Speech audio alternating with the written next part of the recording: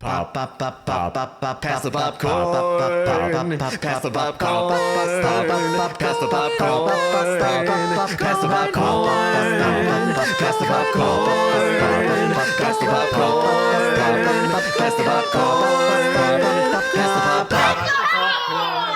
Welcome to Alternate Ending, where we're discovering good movies one bad movie at a time. I'm your host, Carrie Jarasinski, and this is Pass the Popcorn, where we're joined by the coolest film lovers we know to talk about movies either so bad or so good that we can't wait and help but talk about them. Today, I'm not only joined by film critic Tim Brayton, my huge. Hello, Carrie. Hello. It is a pleasure to be used by you, as always. It is. But I'm also joined by the ever so lovely Mandy Albert. Thanks for joining us. Hello. Thank you for coming along. Welcome, Mandy. Thank you for having me. And as usual, Carrie, you need to start meeting cooler film lovers. You know what? I like to just sort of have it be a small and mighty crew. Small and mighty. Otherwise, it just gets overwhelming. Too many film lovers out there, but the best of the best. It's very easy to get too many film lovers in one room. I know. Yes. I'm in film lover grad school. It is hard not to have too many of them in one room. You need to get out of there, my friend. I am so close to getting out of there. I can taste Good. it. Months away, just a couple of months away, and then you'll probably be like, I don't even really want to hang out with any of you film people ever again from your program. Oh, I'm already there. Oh, okay. You've hidden. I don't like movies anymore, which makes Carrie, this is how grad school. ironic. This is how grad school works. By the time you are done with the PhD, you feel such a deep-seated loathing for whatever it is you've been writing your dissertation about that you basically want to fire it into the sun and then keep firing so that the sun explodes. Thank you for understanding that.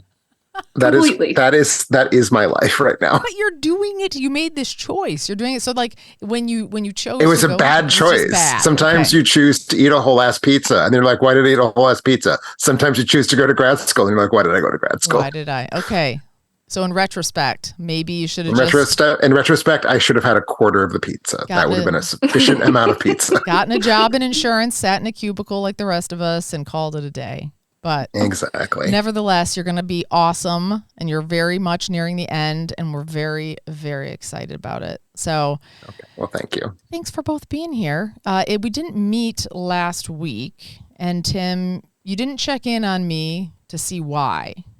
And I'm a little hurt by that. It's because I was at a wedding in rural Wisconsin. So like, even if you'd wanted to, I would have been like, no. Oh, okay. Well, that's good. Well, I was thinking that you had just forgotten about me. I also had forgotten about you, yes. that was the other part of it. But I hadn't updated you on this. Had a little bit of a snag after our last recording. Okay. Just a little bit of a snafu. You had some fatal disease after our last recording. I was going to say, do you have like extra pneumonia now? I don't. Because there's a thing called double pneumonia. Is there? Do you have double pneumonia? What would that look like? I don't know. You'd have it twice as hard, I guess. I think I had double pneumonia. I think that's what I did. Possibly triple pneumonia. So I hadn't told you yet, but I don't think this is the first time I've told the story, so I'm already like sweating just thinking about it again because it's reliving it. We closed our episode last week, and I got out of my chair and I was like, I feel a little bit weird. I'm not feeling so good. So I walk up the stairs and I'm like, my leg's like a little bit numb. And I was like, that's a little bit weird too. So then I take the turn to go upstairs, and my neighbor is upstairs, and I go to say something to her, and it's like,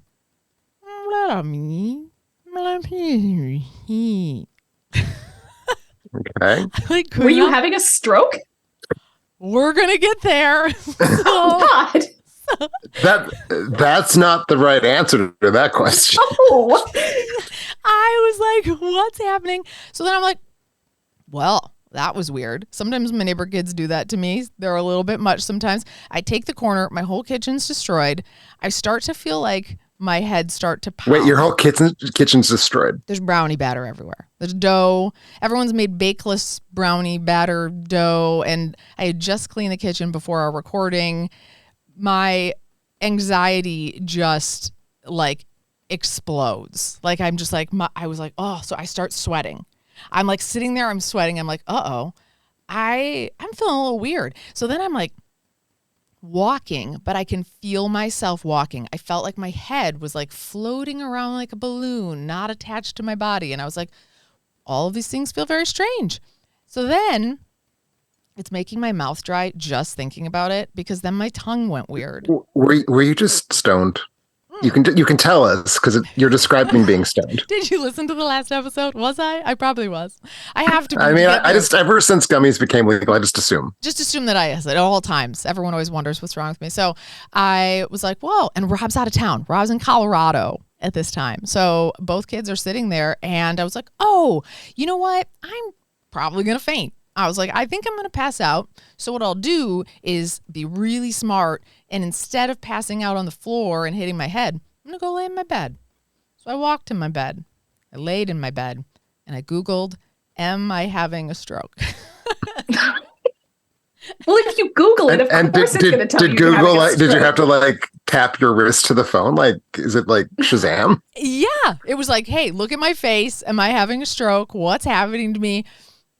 I have prickly tongue. I have all this weird stuff. My kids are talking to me. I can't hear them. It's so weird. So what do?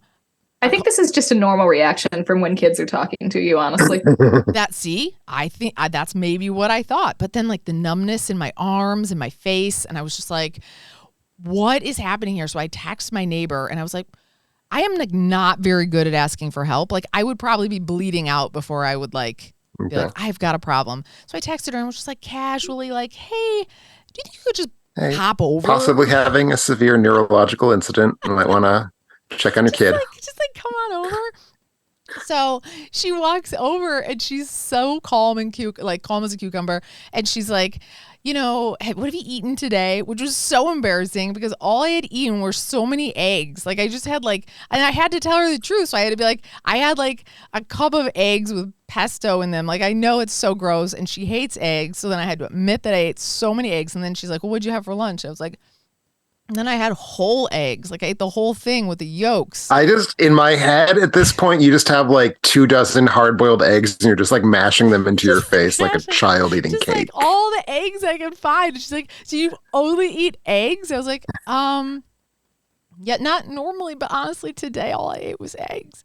And so she's like, okay, maybe you're having a diabetic event. So she gives me a Coke and I was like, oh man, I'm kind of a Pepsi person, but I'll take the Coke.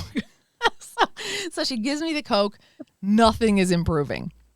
So she's like, well, why don't you just call the nurse line? And I was like, oh my gosh, this is spiraling. This is so bad.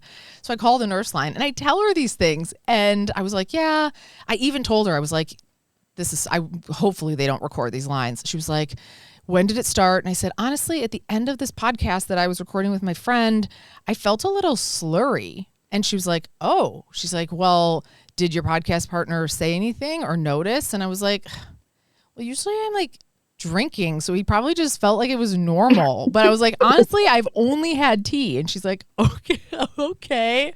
And I'm like, I'm trying to cut back. I'm justifying to her my wine consumption on the nurse. It's very important to you that the hotline nurse does not judge you. I want the record to show I don't assume you're falling down drunk most episodes of the podcast. You didn't call out that I was slurring. And I was like, I clearly started to slur words together towards the end.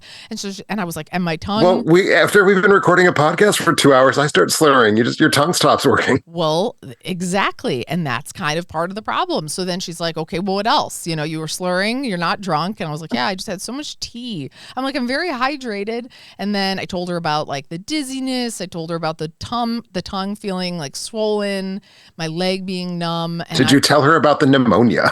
I did. I was like, I think I have triple pneumonia or something like that. And so I was thinking that she was going to be like, okay, well, just chill a little bit and hang out and call back if it gets worse.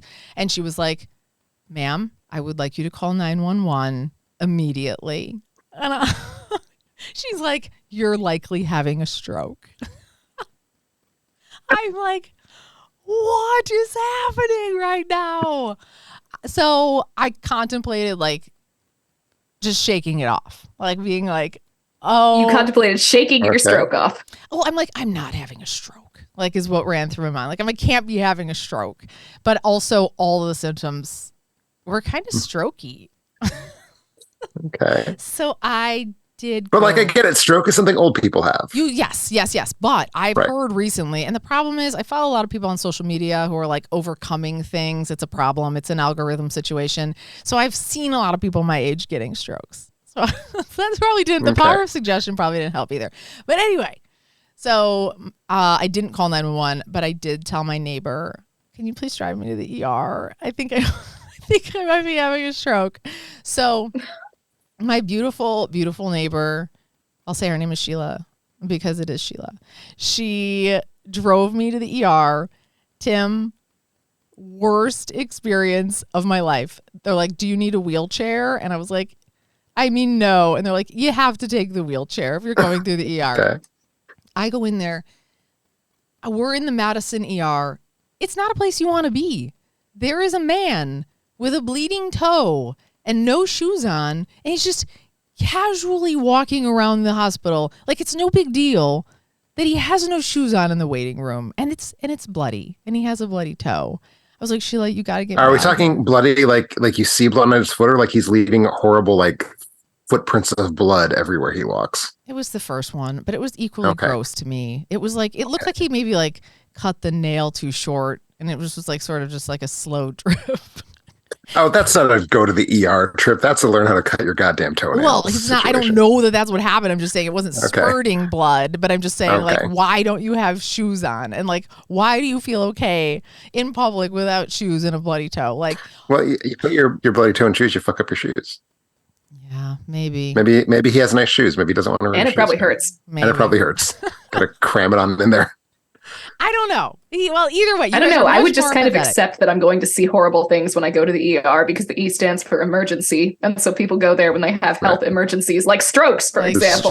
This is correct. Like strokes. So I'll try to wrap this story up, but I end up like my coping mechanism in these situations is downplay. It's humor. So like as they're wheeling me in, I'm like, "This is the best I've been taken care of in years." I'm like making all these like ridiculous jokes. They're like, "Are you being hurt at home in any kind of way?" And I was like, my husband spends a lot of money. Like I'm like, stop talking, but I couldn't stop talking. And they were like, I'm probably on all these lists now. Rob's probably on lists.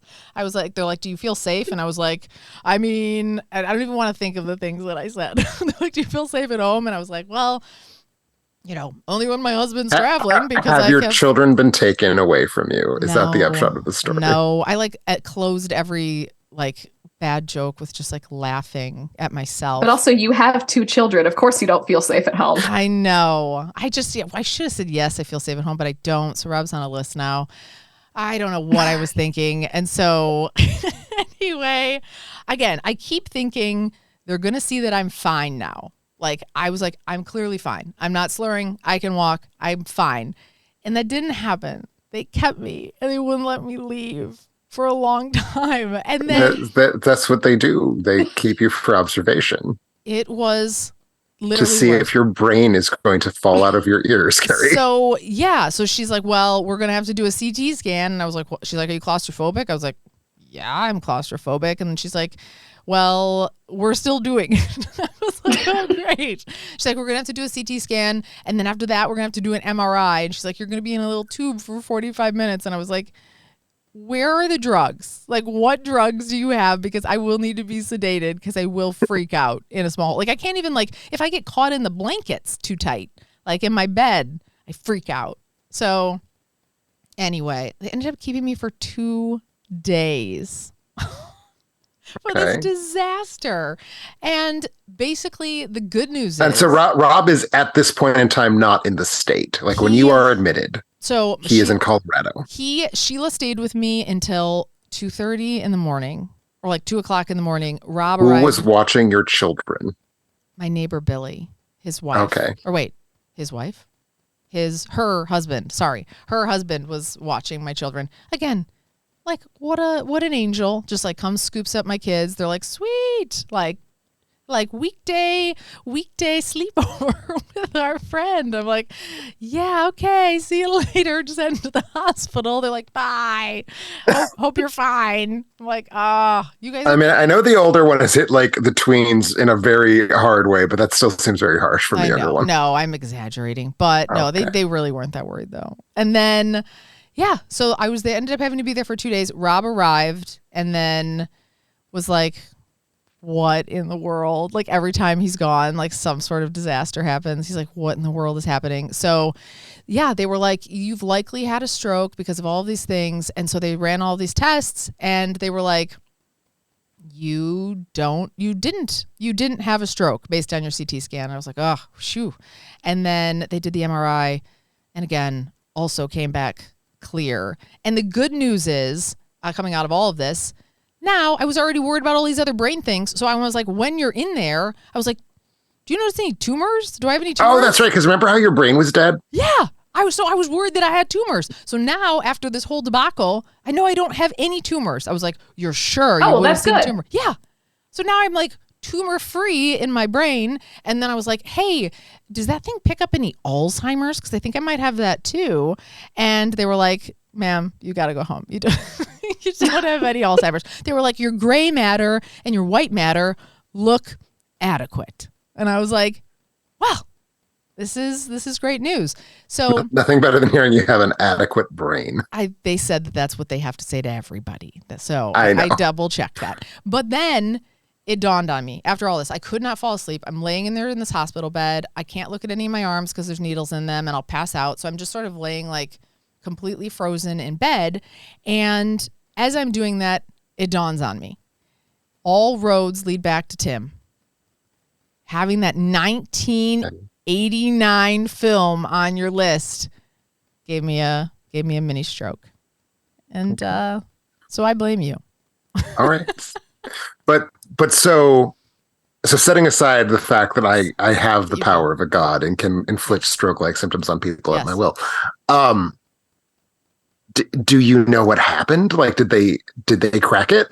That was also my question. Or could you, like, halfway through this episode need to leave to go to the hospital to see if you're having a stroke again? Another stroke? Yeah, no. I mean, I started to explain it to them while I was there because I was trying to rationalize it as I do. I was like, this is not a big deal. Like, I was downplaying it to the nurses and she's like, no, it kind of is. So I said, did you start talking about Tim in 1989? Because if you did that, that probably didn't convince them that I might also be on a list now. Yeah. I was like, have you seen movies from 1989? Have you seen Last Crusade? And she was like, that guy doesn't sound like a very good critic. But they put it in my notes. They were like, has good taste in movies. But I think, and this is what I explained to them and what I think it was, but then once I was in there, they couldn't just like send me out without knowing. I think it was just a terrible, terrible concatenate, tell me if that's the wrong word, of like 8 to 10 things at the exact same time. So I think it's like, I've got pneumonia. That's like 1. 2, I've been sitting in this stupid chair for like 2 hours since we had like the longest episode because of Andrew Johnson. We had to go through 20 movies. So this is also Andrew Johnson's fault. So now it's his fault. It's also Patreon Andrew Johnson's fault. So we love our Patreons. Thank you, Ann. Please support us. Please support us. So I think like sitting for 2 hours caused probably the body numbness, like the leg and the arm numbness because I like hadn't moved in so long. And then probably the panic attack feeling of like anxiety. Like I think I had an anxiety attack, a little bit of like, oh, my whole house is destroyed. There's neighbors everywhere, like all of that. And then probably some of it, the light, like it's kind of dark down here, like coming up and it was super bright upstairs. Like I think that factored into it. I just think it was a lot of those. And I ate all those eggs, like I hadn't had any like. It could be the egg, Carrie. So you said you ate a bunch of eggs, right? Like I eat a gross amount of eggs. Were you farting egg farts and maybe you were just starved of oxygen? Is egg farts a thing? Egg farts is a thing. I've never had an egg fart.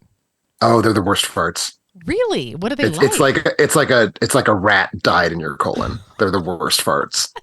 Maybe I eat so many of them that my body's just like used to it. So now it just doesn't. When hell is like said to smell like burning sulfur. Yeah. That's basically what it is. Okay. Is hot sulfur being expelled from your butt. It's very unpleasant. The given reason for that for quite a long time was because the devil was just down there farting in hell eternally. I am not making this up. That is correct.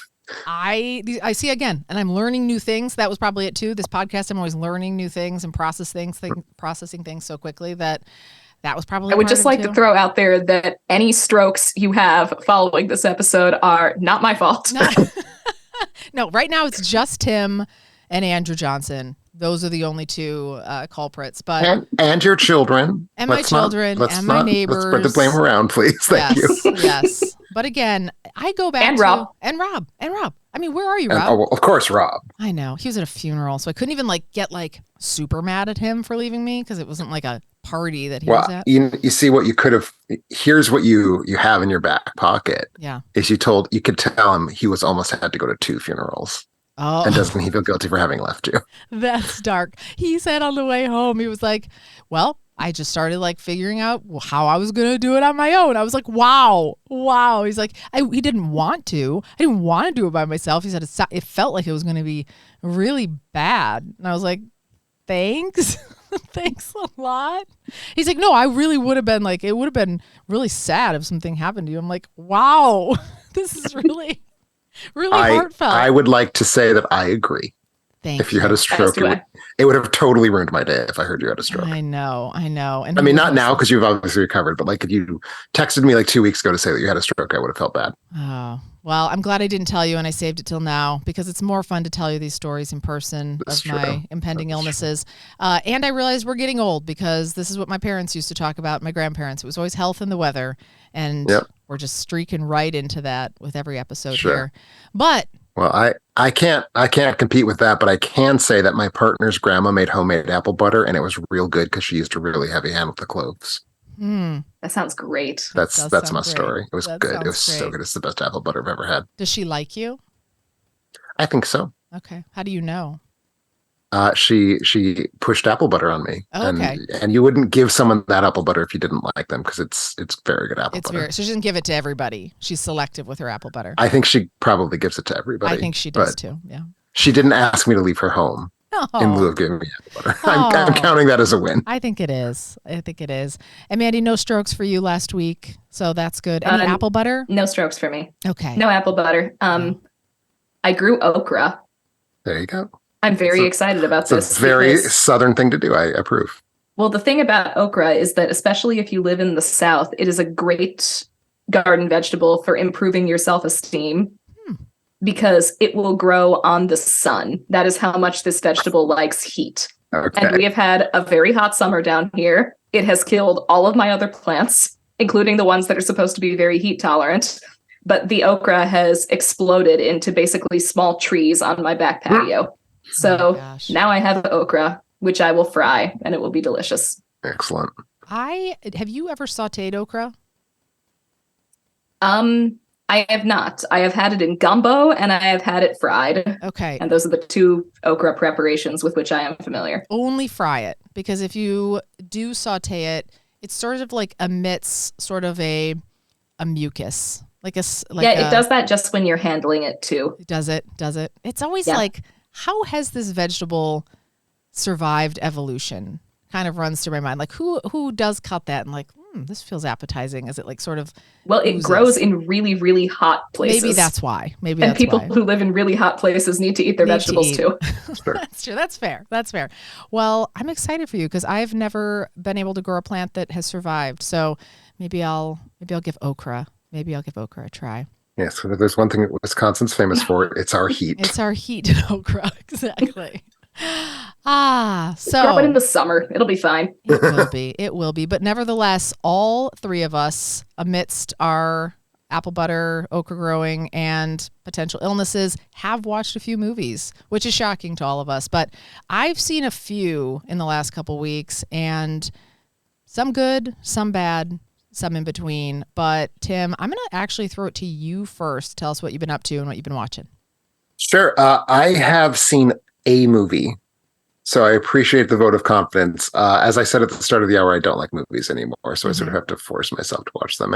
And we had this podcast coming up, so I was like, you know what? I'm going to watch a movie so I can actually talk about it on a podcast, not just sit there like a big old dummy while you two are talking about your movies. So I did a thing where it's like, well, I'm gonna try to pluck something hot off the presses. I'm gonna see what the movies are that are new on VOD this week. so I can talk about something that's kind of fresh rather than just like, hey, I randomly watched this movie from like February. So there were two options that really presented themselves as like new to VOD. And one of those options is a very buzzy, very talked about indie comedy called Bottoms. That everyone seems to have an opinion on. It's like the big film in the discourse right now. And the other film was Golda, which has absolutely nothing interesting to say about it. No one seems to have even seen it. It's just Helen Mirren playing Golda Meir in an Oscar bait drama. It seems to have made precisely zero impact on the culture at large. So I'm bringing Golda to the table. Cool. That sounds good. I actually did want to hear about Bottoms, though. So you might have to just be like, do you see it? Do you not see it? Because I'm curious about I didn't watch it. I watched Golda because I just don't want to see Bottoms. Oh, you don't want to see it. Okay. I just don't want to see Bottoms. I think I will hate Bottoms. Is it about like, is it okay, about but I butts? want you to keep saying things Yes, about keep it saying because it's going Bottoms. to keep making me laugh when you say things like, I don't like Bottoms. I don't want to see Bottoms. Bottoms up. Bottoms up. Let's see how many times you can infuse it in the episode. That'll be part of the game. I'll work on that. I appreciate that. And Mandy, you said you have also seen some movies 74 times, some of them one. Which one are you bringing today? I've seen Peter Pan 74 times because it's my son's current favorite movie. I have memorized Peter Pan. I have very awkwardly memorized the racist song in the middle of Peter Pan. It's been great. It's a pretty good racist song. It's a real great racist song. It's a lot of fun to sing along to watch is. racistly. Amazing racist animation. So good, fun movie. But we're not going to talk about that. I am going to be educating you all on the wonder that is passion flicks and the Gabriel franchise. I am beyond thrilled for this experience. Excellent. For the record. Is this Gabriel the angel? Well, that is up to interpretation. Okay, Carrie. 'cause I know literally nothing about what you're talking about. I've never even heard of anything you're talking about, but I was going out on a limb. Okay. I am here to educate Here you. to educate. Here to educate. Always exciting. And there are a lot of bottoms. a lot of All right. bottoms. We're still talking about butts. No? We are Now talking we are. about all things incorporated under the term bottom. All right. Okay. All right. Indeed, we are talking about multiple meanings of the word bottoms. We'll get there. We'll get there because now I'm just like searching in my mind for all the other things bottoms could be. But We'll tell you when you're older. yeah. Tell me when I'm. Yeah. Tell me in 5 years. I am going to bring one that I'm hoping at least one of you guys have seen, but hopefully you haven't seen it to spare yourselves. I'm going to bring the movie Talk to Me today. I have not. I have not either. I actually thought before the show, when you said the movie that you'd watched, I kind of thought you were talking about Bottoms. No. I thought you might have been too. No. And again, I don't know anything about what Bottoms is about. So It's about teen lesbians. oh, okay. I saw you Getting catch into yourself scrapes. before you said, I don't know anything about bottoms right there. I kind of want to watch it now. Wait, is it getting good reviews? It's getting fabulous reviews. Oh, okay. Okay. Okay. All right. Well, we won't go there just now. And then I also want to tell you about after the worst week of my life with the hospital situation, I had maybe a top 10 movie experience of my entire life. So I just wanted to call that out. Watching the most validating and life-validating experience, The Monster Squad, with my children. And so I'll tell you a little bit about that. I'm going to cry, actually. I could feel myself like tearing up thinking about it again. I just want to watch it over and over again. So those are my 1.5 for today. But Tim, you start us off. Sure. So again, Golda is the name of the movie. It is a biopic, one of those like biopics of a very specific event in the life of a human being. In this case, it is the story of how Golda Meir, the fourth prime minister of Israel, dealt with the Yom Kippur War in 1973. And it's directed by Guy Nativ, the Oscar-winning director of the short film Skin, which has the very exciting distinction of being the worst movie I have ever seen that won an Academy Award in any competitive category. So I walked in with some very high expectations for Mr. Nativ's directorial chops. Stars Helen Mirren as Prime Minister Meir, but really stars about 6 pounds of latex caked to Mirren's face to make her look like Golda Meir and not like herself. And so this is a movie about watching people sitting in conference rooms, hearing reports of how the war is going. And sometimes those reports make them sad. And so they kind of look down and they kind of furrow their brow and shake their head slightly. And it's 100 minutes of that. God. And have you ever watched a movie that's so boring that you can feel your soul trying to like float out of your body and you just have to hold it in so you don't die of literal boredom while you're watching the movie? I watched Transformers Revenge of the Fallen recently. There you go. So you know what I'm talking about. It felt like it was 12 years long, this movie. Like I just started it and like my body shut down and my cats died of starvation and I was covered in a like layer of spider webs and dust. And then the second act of the movie began and the sun grew cold and fell from the sky. It's just the most boring thing I have seen in years. Wait, how long is the movie? It's only 100 minutes long. Oh God. It's only an hour and 40 minutes long. And it has no plot points. It's just like, how will Golda respond to this report? She will respond by lowering her head and shaking her face. It's just like, oh my God, there's no movie here. And Mirren is like, it's one of those performances that's easy to overvalue because if you didn't know it was Helen Mirren, you would absolutely not ever guess that unless you can sort of really pay attention to the sound of her voice. But most of that's the makeup. And like, she's fine. Like she's Helen Mirren, so she's not just going to coast. Well, she does routinely coast, but she's not going to give like a shitty performance. But there's not a character for her to dive into. The entire role is look concerned or look guilt-ridden at having not escalated the war quickly enough. And that's it. And that's the role. So she's not really giving an interesting performance. The movie is just ponderously over-directed. There's all of these arty touches. So again, there's nothing happening here. We're just looking at people in rooms, but there's all of these like weird arty touches. Like at one point, there's like this cut to a black screen, and like we see a huge cloud of cigarette smoke like rise up into the screen. There's a ton of smoking in this movie. Like there are dozens of packs of cigarettes consumed over the course of this movie. So like there's already touches like that, but they're just kind of, it feels like they're trying to do anything to make the movie visually stimulating. They make no sense. They don't sort of repeat. So there's no like strategy involved. It's just like, here's a random, grainy shot of Helen Mirren's face. Here's some black and white. It's just empty. It's such an empty experience. I'm getting tired just listening to you describe this movie. I feel like I've run out of things to say.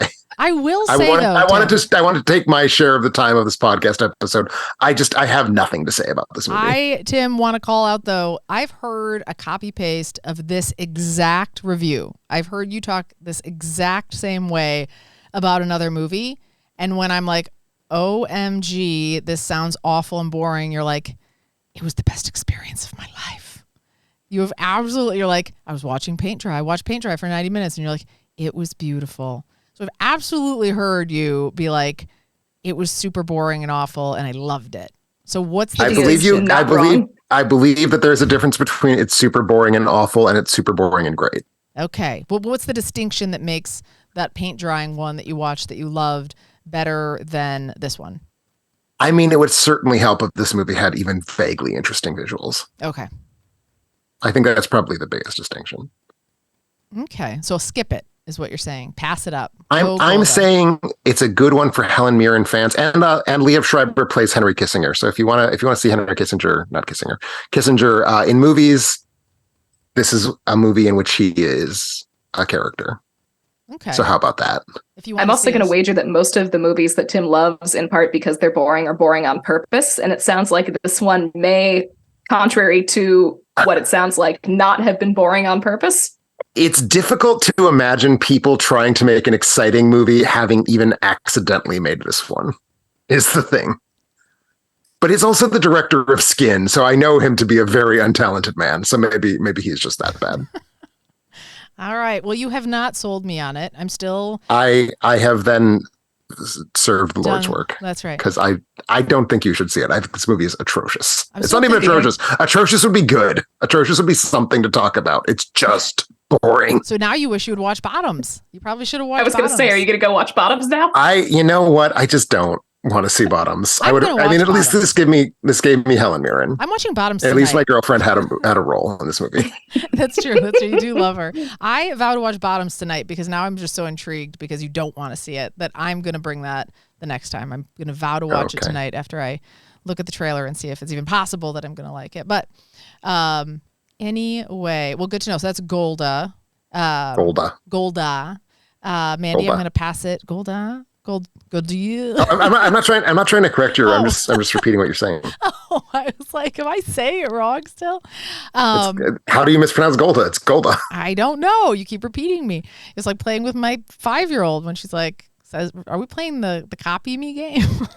Isn't your 5-year-old like 9 at this point? She is, Tim, but I am still disoriented from my pneumonia. Okay. From your pneumonia stroke. My pneumonia stroke that I had. So you're supposed to give me a pass. Okay. All right. You know, one of the questions they ask you when they try to determine if you've had a neurological event is what is the age of like family members? I know. I was like, that's the wrong question. I was like, can I get another question? Can I get a new one? Because that one's tough. Like, what's your address? I'm like, I always get this one wrong. But you could ask me my like childhood phone number, and I'd be solid on that, or my neighbor's childhood phone number. I would know that as well. So, Mandy, to you, I want to hear about Goliath and why we all should love it. Goliath. Or wait, Goliath?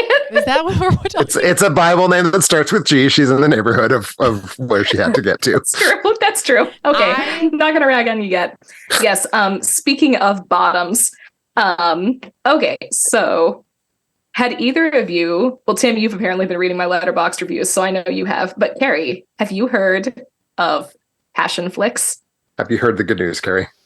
I have not heard. No, is this like in the series of Is Heaven for Real? Like type? No, that's Pure Flicks. Pure Flicks. So Passion Flicks. Passion Flicks is like it's sort of like Bizarro Pure Flicks. I guess truly Bizarro Pure Flicks is probably Pornhub. But in terms of their like stated mission. Mm-hmm. So Passion Flicks is a streaming service for film adaptations of romance novels. Oh my gosh, this is not what I thought at all. So you're saying it would be like we cheaply remake oh my gosh, what's my favorite love story? Here's the thing though, they're not cheap because the founder and primary director for Passion Flicks is Tosca Musk, sister of Elon Musk. Oh, so is he sharing money? What does she do for a living? What does she do? Well, like she runs Passion Flicks. She directs movies. The Musk family fortune precedes Elon Musk. The Musk children are not strapped for cash. I see. He has certainly grown at a considerable amount. I understand that he and his sister had a falling out at some point, but he is credited as an executive producer on some of her movies. So at one point, they had a good enough relationship that he was funneling some money to her for these as well. If there's one thing we know about Elon Musk, it's that he has absolutely no capacity to understand what a good versus a bad investment is. True. Though in this case, I don't know, they might have actually struck gold. So people love this. Is this a thing that people really like? People are into this. People love this. I have at least encountered a whole lot of people on the internet with Passion Flicks subscriptions who have also maintained that they are holding on to their Passion Flicks subscriptions entirely for the Gabriel franchise. Okay. I need to know more because now I'm intrigued. Okay, so let me tell you about the Gabriel franchise. Yes. So you're familiar with 50 Shades of Grey? Yes. Of course. Yes. Oh, yes. And you are familiar with the origin story of 50 Shades of Grey? No. Beautifully so, yes. Wait, no, I'm not. Oh, 50 Shades of Grey started out as Twilight fan fiction. Oh. It began as internet-based Twilight fan fiction until E.L. James's friends were like, you should totally publish this as an actual novel. And she said, haha, what a fun idea. And then she made millions upon millions of dollars and will spend the rest of her life swimming in a swimming pool full of money. Yeah, she Control F to take out Bella and Edward, and boom, there we have 50 Shades of Grey. I did not know. Okay. Has that ever caused any sort of conflict with like... Stephenie Meyer is totally cool with this. Okay. She's probably Stephenie Meyer is basically like, not really what I intended for my characters, but you know what? She found an audience, and I congratulate her on her success. Okay, so I haven't seen all the movies, but I have read all the books, which is you have seen the movies. Okay, good. So we have a starting point. No, I haven't. Okay, so it turns out that 50 Shades of Grey is not the only Twilight fanfic series that has been turned into actual published literature. Because there is another author in Canada. Nobody knows the actual identity of this author, but this person goes by the pen name of Sylvain Reynard. I hope it's Justin Trudeau. I hope so. That'd be pretty great. I'm going to just decide right now that it's Justin Trudeau, that this is what Justin Trudeau is doing in his spare time. But anyway, so Sylvain Reynard has published a series of actually pretty well disguised Twilight fanfics at this point, because there is even less relation to what goes on in the original Twilight series in these books than there is in 50 Shades of Grey. But anyway, this is the Gabriel series. It is 3 books. It begins with Gabriel's Inferno, and then continues to Gabriel's Rapture, and then eventually reaches Gabriel's Redemption. So I was hoping it was going to be Gabriel's Paradise. That would have rounded it off, but Redemption would work as well. It would have, but yeah, Redemption works too. Okay. And apparently Tosca Musk is a big fan, because she has decided to turn these 3 books into not 3, not 4, but 9 movies. Oh, she's hobbiting them. Yeah, she's hobbiting them. All right. Real hard. And you remember how The Hobbit really did not have enough material to be stretched into 3 movies? I do not know what you're referring to now. It turns out that most books don't have enough material to be stretched into 3 movies. And these, I have not read them, but I can already tell that these definitely don't. So if you all can briefly think back to your 50 Shades of Grey and sequels experiences. Mm-hmm. I know you probably don't want to, but do it anyway. I don't mind. At any point while you were viewing these movies, did you ever have the thought, you know, I wish these movies had more talking in them? Less kinky sex and more talking.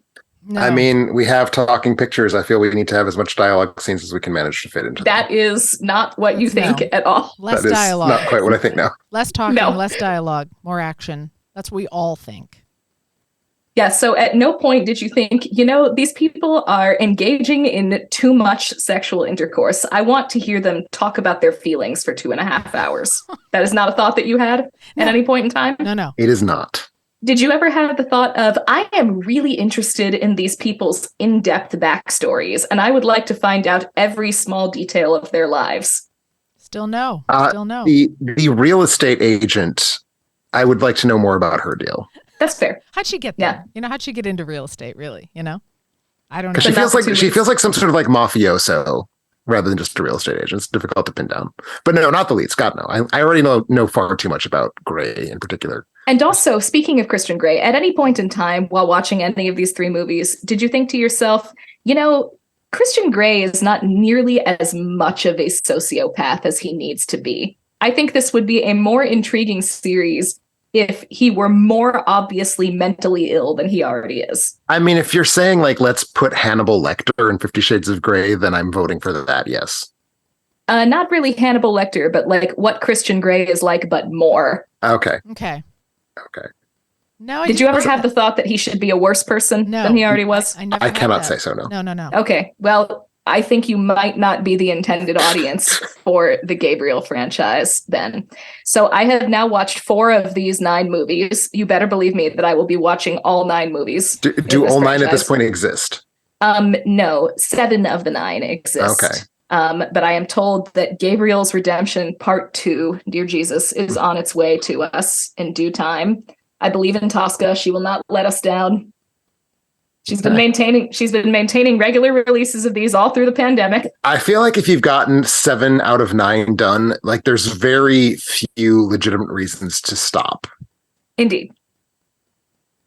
And like they definitely have an audience. Like people are watching these. Again, people are apparently holding on to their Passion Flick subscriptions so that they can watch the Gabriel franchise.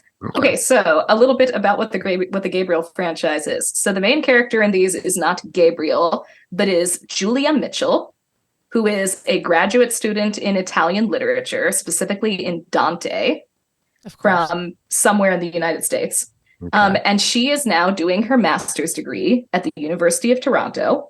And one of the very funniest things, for me at least, about the first movie in this series is that every time there's a plot point where like her family doesn't have very much money and she had actually gotten into Harvard, but Harvard didn't offer her any funding, so she couldn't go to Harvard. Because people keep asking her things like, why are you slumming it at the University of Toronto? Like, what? And Tim already knows where this is going, but why are you here? Like, what are you doing? This is funny because the University of Toronto has the best medieval literature and medieval studies program in the world. And she is established as having a fully funded master's degree at the University of Toronto, which they do not do. By the way, they do not. There is no such thing degrees. as a fully funded master's degree. That doesn't happen. There actually is, but they're rare. Okay. And the University of Toronto doesn't give them. Okay. So plot hole is what you're saying. Plot holes. But in any case, this would be like a music student who was on a full scholarship to Juilliard, and people keep looking at him and going like, "Why are you slumming it here? What are you doing here when you could be, I don't know, nothing, no, why are you at MIT? Yeah, exactly. No other fill in the blank would make sense. She is played by Melanie Zanetti, who is an Australian actress who cannot do an American accent, and whom I know from exactly one other thing, which is that she plays Bluey's mom in the beloved children's cartoon Bluey. So all you parents out there can chew on that for a moment. So anyway, the Dante professor with whom Julia plans to study is a gentleman who has a very thick Italian accent because he is played by a gentleman named Giulio Baruti, but his name is Gabriel Emerson.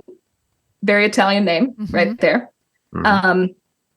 And so he's the Dante professor, and he takes a dislike to her almost immediately for no particular good reason. I think it's because like she overhears him on the phone learning that his mom died and then sends him a sympathy card, and he doesn't like that, is one of the things that happens.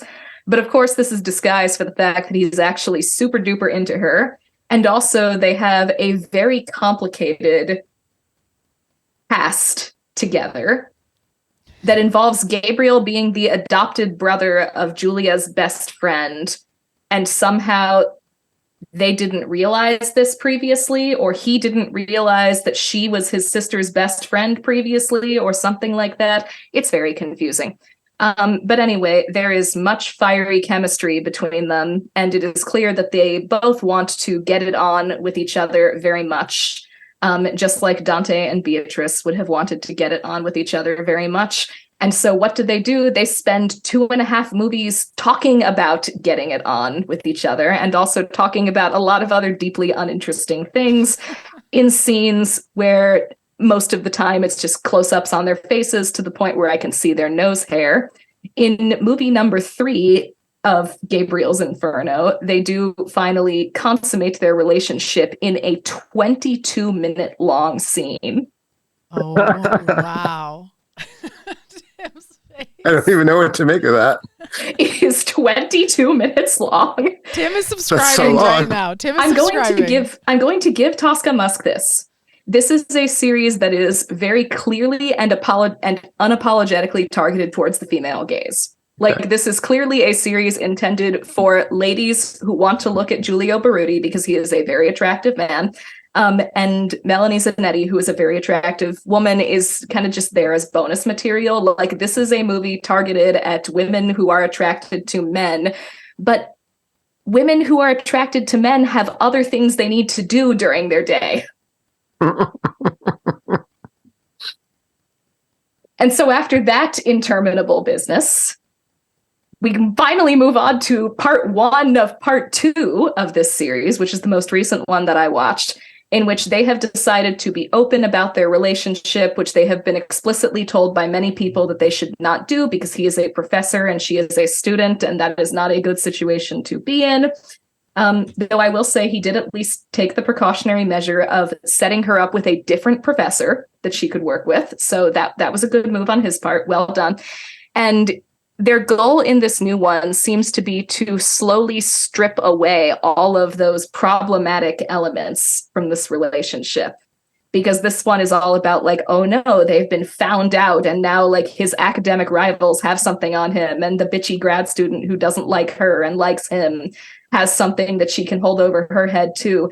And this is clearly going to end with probably Gabriel actually giving up his post so that they are free to be together without any of the conflicts of interest or weird power dynamics or anything like that. But what this means is that we have gone back to talking about nothing. Because when you strip away all the problematic elements, there's nothing interesting left here. I mean, I assume there's got to be some sort of sequence involving like Gabriel emailing the department, like whoever like knows all the university bylaws, like to determine. There is a sequence in which Gabriel has an in-person meeting with the dean of the university who is in charge of these things, where the dean of the university basically tells him, no, not under any circumstances, no, unless you're discreet about it and it's completely chaste. That dean. Yes. That dean should be fired. Sounds like a well-run university to me. Indeed, yes. I feel like the University of Toronto needs to sue something. I feel like this literally sounds like libel against the University of Toronto. Indeed. There is also the ending scene of Gabriel's Inferno Part 1 is literally just the ending scene of 50 Shades of Grey in the elevator. So okay. E.L. James also needs to sue something. Okay. That would be a very shameless thing for E.L. James to do, though, is the problem. But it would be really funny. It would be very funny. And that's the primary thing I want out of all of this is just more entertainment. And as dull as a doorknob, as long stretches of these movies are, I confess that they do hold a sort of like can't look away fascination. Mm-hmm. In part because like they are actually reasonably stylishly directed. Like it's not hard to make the Italian countryside and Italian Renaissance art look pretty, but at the very least, Tosca Musk does not screw it up. Okay. She's good at filming things so that they look nice and beautiful and statuesque. And when you're when what you're making is basically like softcore for sheltered Mormon ladies, you do need to do a lot of that. That's the hashtag on this one that's out there. I mean, softcore for Mormon ladies is like the hook of Twilight. That is the yeah, and that's pretty much what's going on here too. Oh my gosh. So, Mandy, at the end of the day, you're saying, is this something you recommend to people? Because you're kind of vibing with it. You're kind of enjoying it. What do you tell people to do? I want more people to watch it so that I am not experiencing this by myself. Okay, I know. I am seriously recommending using Patreon, or I am seriously considering. I can use words. I'm an English teacher. I am seriously considering using my Patreon powers to force Brennan to watch one of these. He'd love it, just so that I can have a friend in my journey. And you watch these alone. You don't watch these with your husband. Is that right? Every time I tell him that I have watched a new one of these, his response is, why? Why? He has this weird idea that people should only watch good movies or movies that they're going to like. No. My partner has the same thing. It baffles and troubles me. It really does.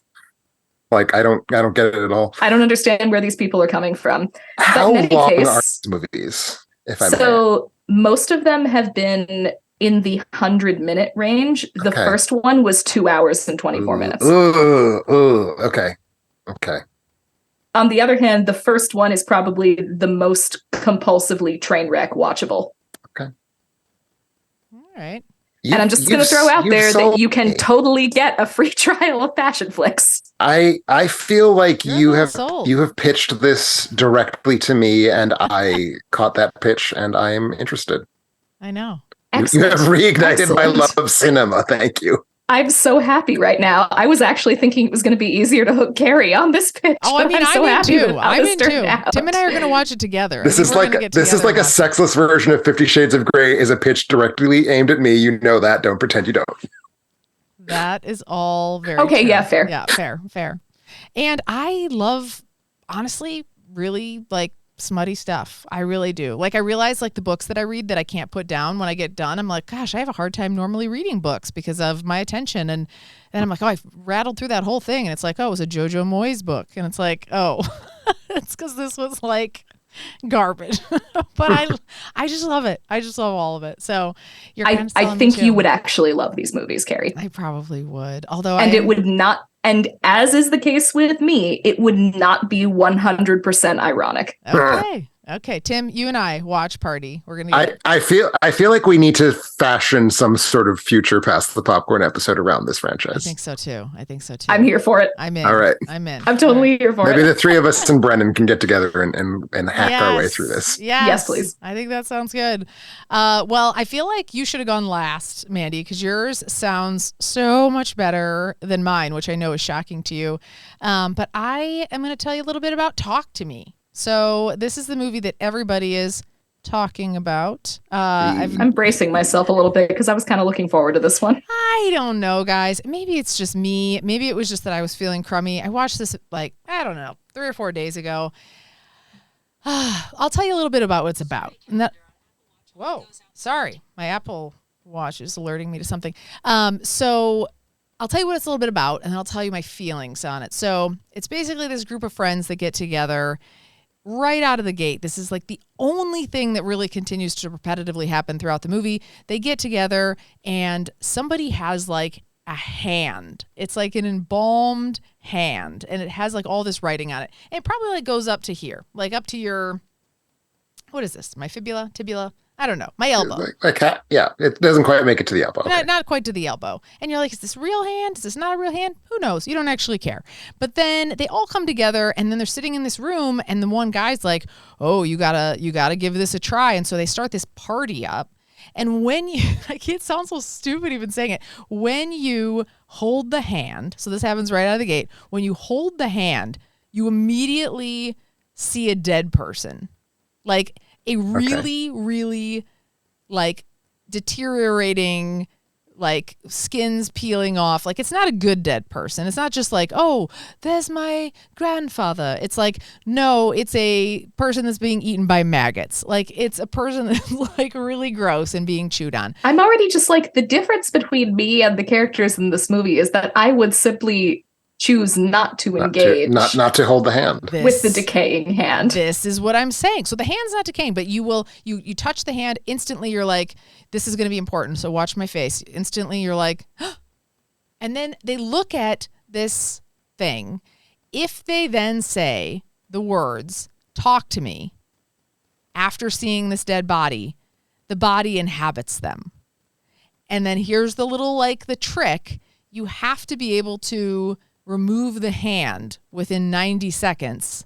Like, you got to pull the hand off, but sometimes the hand's a little sticky. Sometimes you got to pull the hand off within 90 seconds. Otherwise, the thing can inhabit you forever or longer term. This spirit will inhabit you and haunt you. Does the movie even hint at why they do this? Because they get a high off of it. Are they teenagers? They're teenagers. The stupidest teenagers. Like, that's the part, that was my biggest struggle with it. Why are you doing this? Why would you want to do this over and over again? And so, like, that's the party sequence, is just like over and over and over again. They want to do it again. They want to do it again, over and over and over again. And it's like, who wants to do this? So basically it feels like a failed Darwinism experiment. Like, all of these people should just die because of their stupidity. Like, they're just so brutally dumb as you're watching it. And then, like, as things start to go awry, of course they will, as they start to go awry, why don't we stop then? But it's like, no, we just continue. And it's like, it's not even just the sphere of the kids that are dumb.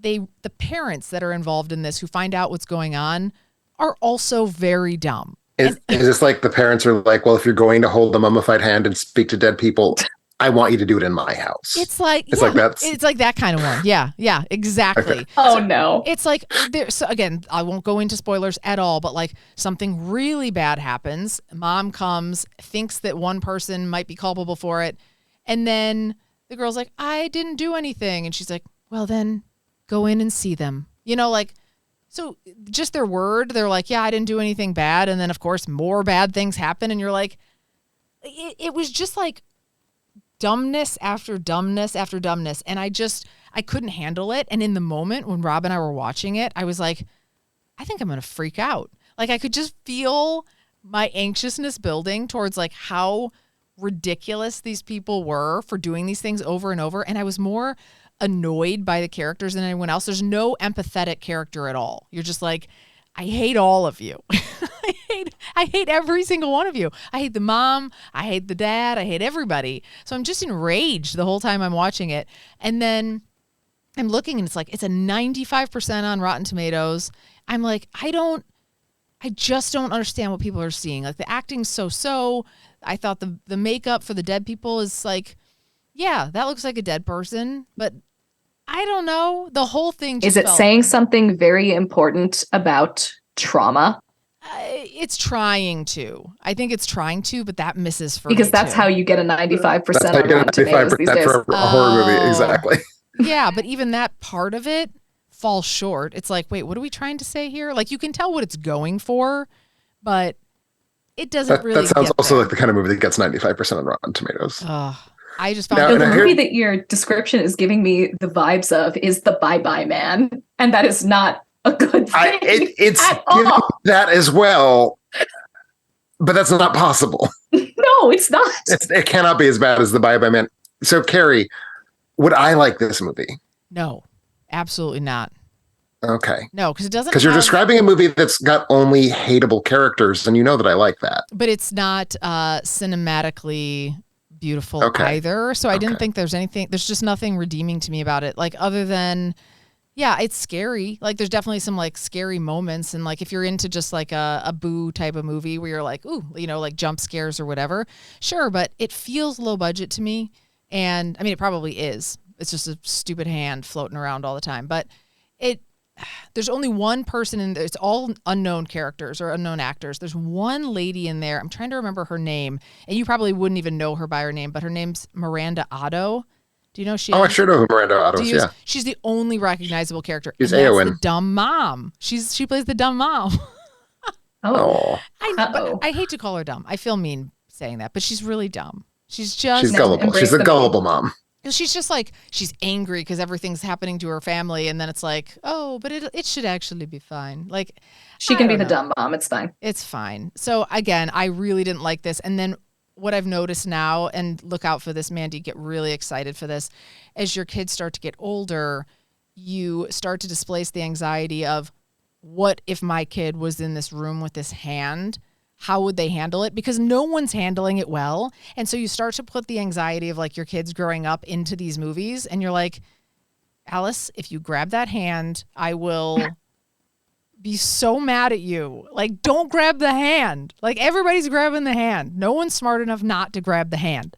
And it's like, Is this a metaphor for spiked drinks at parties? Because that's what I'm getting here. yeah, probably. That's the thing. I started thinking about my kids drinking. I'm like, are they going to drink underage? Like, they're already fibbing to me about stuff. I'm like, do you on your iPad? And they're like, no. And it's like, I know you're on your iPad. Like, you just lied to me. So, like, they're already starting to lie. So then they're probably going to take the hand. They're probably going to die after taking this hand, after saying, talk to me. And it's going to be sad. But that's where I was at watching this movie. Okay, so you're calling this movie a disappointing hand job. Yeah. Yeah, that's exactly what I'm talking about. It really blew. Hey. Ooh, So anyway, I don't recommend seeing well it. done. Thank you. I'm feeling on top of it today. And then the last one, and I'll go into this for like 5 seconds, but I did watch Monster Squad with my kids, and it was What's the best. funny is that you didn't realize you made another pun, Carrie. I did? You said you feel on top of it. You feel on top of it. Unlike those bombs. Hey. Right. I didn't hear it. So I'm glad you called it out. That's what we're here for. I know. I appreciate it so much. So I saw The Monster Squad, watched it with my kids. I thought it was going to be The Last Crusade Part 2, where they disappointed me. Because this is not the first time you have seen The Monster Squad. No, that's the thing. I've watched it a billion times. I've seen it as a kid. I used to like sit in the basement of my best friend's house. They told us not to watch it. We snuck in. We watched it anyway. And then we'd only watch like 50% of it because we had like, you know, our hands like peeking through our fingers because we were so scared. And we'd like cover ourselves in blankets. And it was just like the best movie. I texted her immediately after watching this with my girls. And she was just like, I need to come for the next time. I need to be there for this.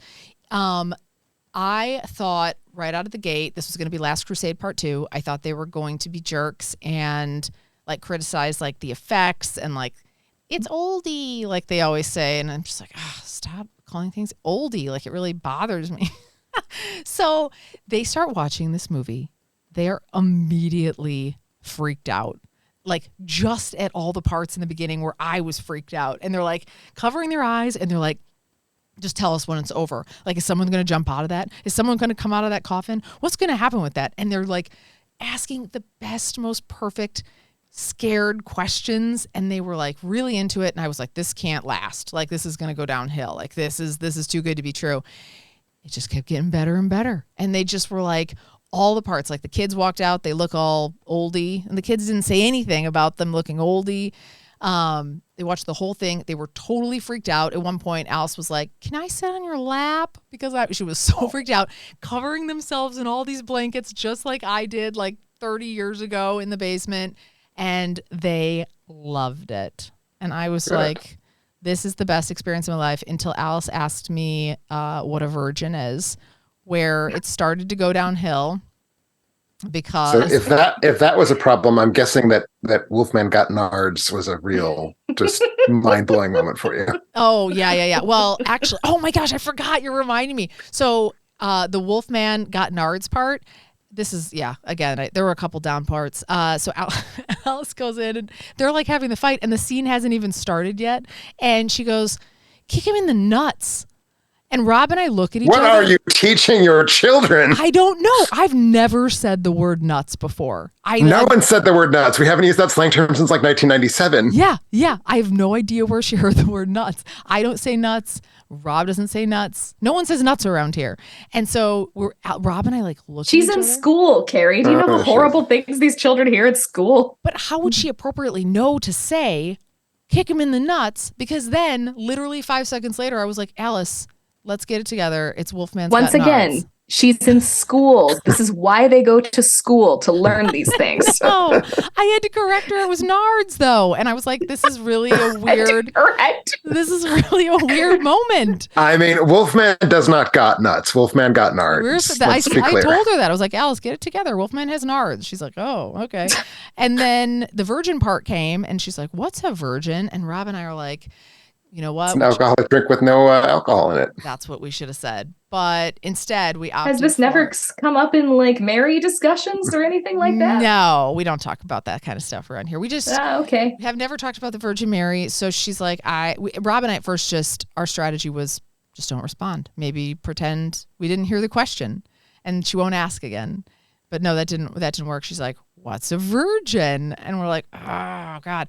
And this was a moment where Rob and I realized, again, like why we're married and why this is working out. We both looked at each other in the eye, looked back at Alice, and at the exact same moment, we were like, we have no idea. I don't know what a virgin is. At the exact same time.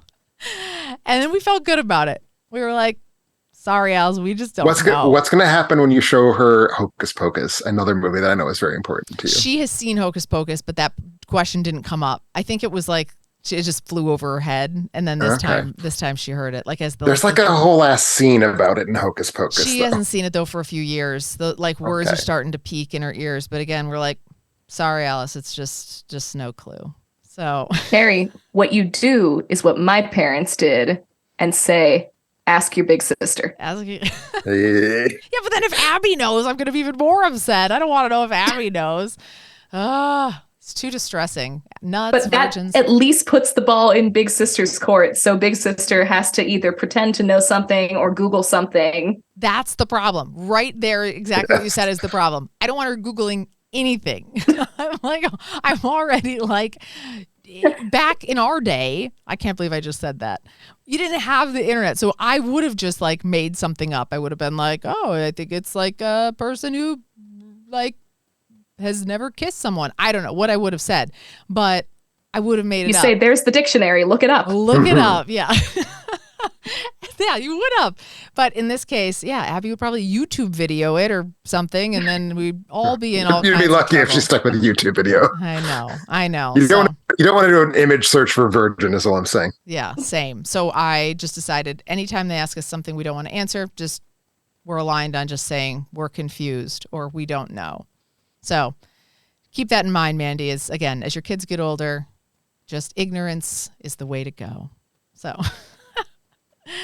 anyway, so I wanted to share that with you just because it was such an uplifting experience. That is a good coming off. I'm going to have to ask though, maybe I'm just like so calloused. Is Monster Squad like actually scary? Because I don't remember it being scary. I remember it being funny. No, it's not that scary. But don't tell my kids. Is it just that your children are extraordinarily fragile? No, I mean that's the thing. They've been watching some like really spooky stuff. The other day, Abby and Rob watched Boogeyman. Have you guys seen this? Not yet. No. It was first. Also not yet. You should check it out. They said it's really good. First 10 minutes, I was really freaked out, like really scared. And Alice was watching it with us. And finally, this is the first time Alice has ever done this. She was like, I gotta tap out. She's like, this is too scary for me. And so we went upstairs and watched like Legally Blonde or something like that. But Abby stuck it through the whole thing. And she's kind of like, I think she's going to be a little cinephile. Like she really gets like the nuance and she really understands the underlying message stuff. So when she came up, she and Rob were like chit-chatting about it, and I was like, how did you make it through? And she's like, yeah, there were jump scares, it was scary, but like really at the end of the day, like it really was just about like experiencing grief and like how do we process grief. And like it was a horror movie about trauma. It was horror movie about trauma, but it was, I think you guys Are they all? They kind of are. They kind of are, but she was into it. So I think, and that was much scarier than this, but for something about this just has like, I don't know, there's little bits in there that I think, I don't know that they do, but both of them were still just a little like on edge. Maybe they were doing it to be nice to me. Well, let me know when you think that your girls are ready to watch Texas Chainsaw Massacre, and I'll be there for that process. I appreciate that. Hopefully, there's no questions about virgins, but alas, I know you'll answer the question if they ask. So. Oh yes. And the other thing to remember, that's the other thing you could say. Just go ask Tim. Yeah, that's like the last. That's what you want. You want your minor children to be talking to me about sex. Thank you very much, Mandy. Last version. Although, if I'm being honest with myself, most of the things that I've learned about it have come from Tim. So thank you. It's been an educational. That's why. Do you, by the way, before we close out this episode, Carrie, do you need us to define what bottoms are for you? I know what a bottom is. I'm sitting on my bottom right now. Okay. Wait, it's. I mean, I have been joking about Rob not being there, but it's entirely possible that that's exactly what he's doing. That's fair. Doing bottoms? Yeah, that you're sitting on Rob. You're sitting on your bottom. I really don't know what you're talking about, but I do have a dictionary. I have just implied that you and your husband engaged in the marital act by you using a strap-on to fuck him up the butt. Oh, you know what? I have not done that, honestly. Okay. Well, we appreciate your honesty, but now you're thinking about it. I am thinking about it, and I wish I wasn't. So, but I am going to go Google some things about it later so that you don't have to create. Don't search for virgin bottoms. That is the only thing I ask. Virgin bottoms. Never enter that search engine. Oh, don't do that. No, And speaking of things you should never do, since you have a budding cinephile in her house, just remember that if she ever says the words, "Mom, I'm thinking about getting a PhD," that's you need to stage an immediate intervention. That's a mean thing to have said. What is a PhD? Look, I also have a PhD. I'm allowed to say that. Not in film, though. You teach. Oh, see, now I'm thinking this is another term. I thought this was like bottoms, like don't get a PhD, wink, wink. But now you guys have my mind in a totally terrible It means place. Doctor of Philosophy. Don't get exactly. one. Amen. I promise I won't. So Anyway, thank you guys so much both for jumping on. This was a ton of fun. I'm really excited about it. Was. Thank you for continuing to invite me back for some reason. You are just always such a joy. So we always appreciate it. Also want to give a heads up for folks in Patreon. We do have a watch party coming up on September 29th. So be on the lookout for that. And then in October, very exciting, Brennan is going to be conjuring up some extra spooky trivia. Ooh. So we're going to get those things on the calendar here too. We've had a couple months off between strokes and doctorates and kids and losing jobs, and I don't know, our whole life is crumbling. It's just been a little bit hard, but It's been great. we're going to get it back on the Got through books. 2020 and 2021, but 2023 has just proven to be bridge too far. That's the thing. I feel like it's like you're holding on so tight to just be like, you got to hold it together. And then 2023 has been like the release, like all the stuff that happened. It just It's feels just like, fuck this. Yeah. Yeah. That's exactly what it feels like. So we're gonna rally though, and we're excited about getting those back on the books. So be on the lookout for that. And in closing, just again, want to thank everybody for listening and joining us. You can head out to Facebook and Instagram and alternateending.com to check out a review that Tim has of there, a Patreon review, Once Upon a Time in China. It's lovely. And I am going to try to write Patreon reviews at a rate of more than one every 6 weeks going forward. So keep an eye out for those. And maybe even some reviews of actual movies. I heard one a day. That's what we heard here. Well, so. you did hear that. And I was lying when I said it. I knew you were lying because you were trying to reduce my anxiety, and I appreciated it even in the moment. So nevertheless, again, don't forget about Patreon, and we're really excited. We'll catch you next time.